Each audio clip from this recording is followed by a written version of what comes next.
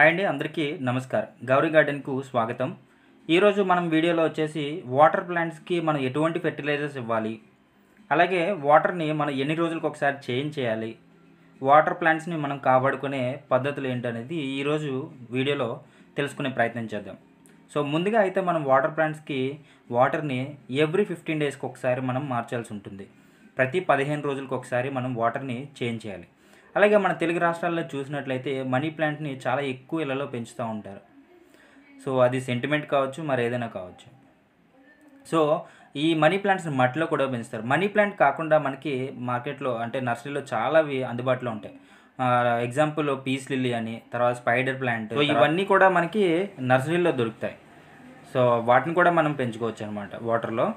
So ఇప్పుడైతే మనము దీనికి ఫెర్టిలైజర్ ఎలా తయారు చేసుకోవాలో ఇప్పుడు చూసేద్దాం. ముందుగా అయితే నేను దీనికి కావాల్సినవి చూద్దాం. 4 నుండి 5 కోడిగుడ్డు పెంకులను తీసుకోండి.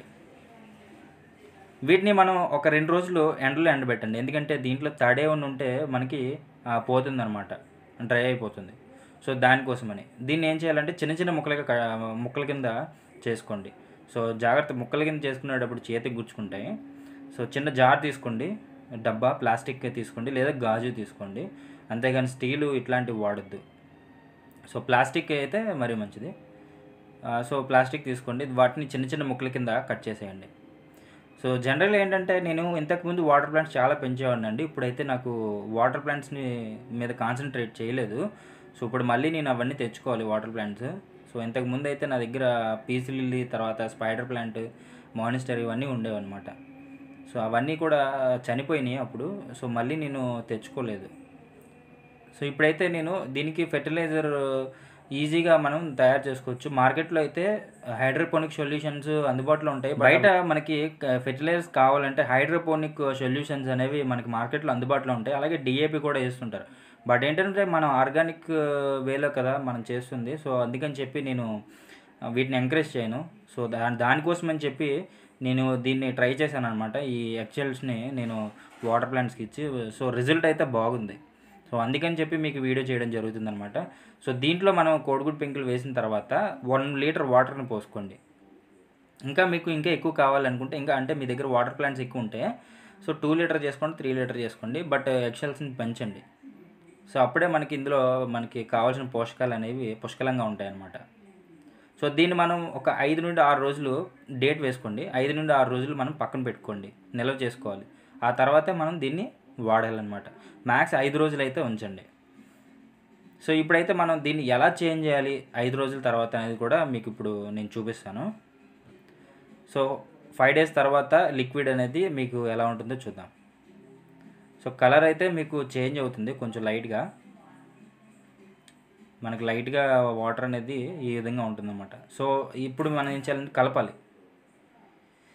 ఈ కోడిగుడ్డు పెంకుల్లో ఉన్నటువంటి ఈ పోషకాలన్నీ కూడా మనకి ఇందులో వాటర్లోకి వచ్చేస్తాయి అనమాట. సో దీంట్లో మనకి ఏమేమి ఉంటాయి అనేది మీకు స్క్రీన్లో చూడొచ్చు. సైడ్ స్క్రీన్లో మీకు కనిపిస్తున్నాయి కదా. సో ఇప్పుడు మనం ఈ వాటర్ని ఎలా చేంజ్ చేయాలి వాటర్ ప్లాంట్స్కి అనేది ఇప్పుడు చూసేద్దాం. సో వాటర్ ప్లాంట్ తీసుకోండి. సో వాటర్ ప్లాంట్ తీసుకుందాం. ఇప్పుడు దీన్ని మనం ఏం చేయాలంటే బయటకి తీసి డైరెక్ట్గా వదిలేయకూడదు, డైరెక్ట్గా ఎయిర్కి వదిలేయకూడదు. మళ్ళీ దీన్ని కొంచెం వాటర్లోనే పెట్టేసేయండి. ఎందుకంటే ఇది కంటిన్యూస్గా వాటర్లోనే ఉంచండి, మళ్ళీ రూట్స్ డ్యామేజ్ అవుతాయి అన్నమాట. సో ఇప్పుడు మనం దీంట్లో సగం వాటర్ని తీసేస్తాం, 50% వాటర్ని తీసేస్తాను. ఈ 50% వాటర్ తీసిన తర్వాత నేను 50% ఈ లిక్విడ్తో నేను దాన్ని బ్యాలెన్స్ చేస్తాను అనమాట. సో ఇప్పుడు ఈ ఎగ్షెల్ వాటర్ ఉంది కదా, దాన్ని నేను 50% పోసుకుంటా. 50% వాటర్ ప్లస్ 50% లిక్విడ్. ఈ విధంగా అన్ని వాటర్ ప్లాంట్స్కి ఈ విధంగా మీరు మెయింటైన్ చేయండి. ఇంకొక విషయం మర్చిపోవద్దు, ప్రతి 15 రోజులకు ఒకసారి మాత్రం ఖచ్చితంగా ఇవ్వండి. ఈ విషయంలో మనం నెగ్లెక్ట్ చేయొద్దు. ఎందుకంటే దీంట్లో మనకి ఫంగస్ ఏర్పడిందంటే తర్వాత మొక్కకి మనం చాలా ఫెర్టిలైజర్స్ ఇవ్వాలి, తర్వాత పెస్టిసైడ్స్ ఇవ్వాలి. ఇవన్నీ ఇబ్బంది లేకుండా ఇప్పుడే ముందుగానే మనం జాగ్రత్త తీసుకోవాలి. అందుకని చెప్పి ప్రతి 15 రోజులకు ఒకసారి మనం దీన్ని శుభ్రం చేసుకుందాం. సో ఇప్పుడు ఏం చేయాలంటే యథావిధిగా మనం రీప్లేస్ చేసేయండి బాటిల్లోకి. సో ఇలా మనం 15 రోజులకు ఒకసారి, నేను ఎందుకంటే ఇన్నిసార్లు చెప్తున్నాను, వాటర్తో ఇంట్లో ఉంటాయి కాబట్టి చాలా డేంజర్ అండి. వాటర్ మనం ఎక్కువ నిల్వ చేసుకోవడమే డేంజరు. అట్లాంటిది మనం ఇంట్లో పెట్టుకుంటాం కాబట్టి కొంచెం ఇబ్బందిగా ఉంటుంది. సో అందుకని చెప్పి ప్రతి 15 రోజులకు ఒకసారి మనం ఖచ్చితంగా వాటర్ని మార్చుకోండి. సో ఇప్పుడు ఈ మిగిలిపోయిన లిక్విడ్ ఉంది కదా, దాన్ని మనం నెక్స్ట్ టైంకి యూజ్ చేద్దాం. నెక్స్ట్ టైం మళ్ళీ చేంజ్ చేయాలి కదా ఎవ్రీ 15 డేస్కి. సో అప్పుడు దీన్ని వాడేద్దాం.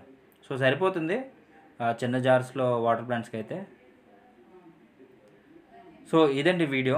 ఈ వీడియో కనుక మీకు నచ్చినట్లయితే ఖచ్చితంగా లైక్ చేయండి, అలాగే సబ్స్క్రైబ్ చేయండి, బెల్ ఐకాన్ని యాక్టివేట్ చేసుకోండి. అలాగే కింద వాట్సాప్ లింక్ ఇస్తాను, ఆ వాట్సాప్ లింక్లో జాయిన్ అవ్వండి.